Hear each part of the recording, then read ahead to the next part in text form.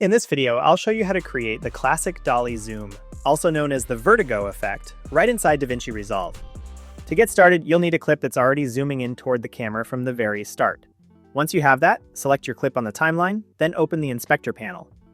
In the Inspector, click the keyframe icons next to Scale and Position to set your starting keyframes. Now move your playhead all the way to the end of the clip, and click those same keyframe icons again to set ending keyframes. Next, return the playhead to the beginning of the clip. Here, adjust the scale value to zoom out, and tweak the position so your main subject stays roughly in the same spot on the screen as it appears at the end of the clip. This combination of zooming out digitally while your camera zooms in creates that signature background compression effect that makes the Dolly Zoom so striking. Take your time to fine-tune the scale and position settings until the transition looks smooth and natural. Small adjustments often make a big difference. And that's it.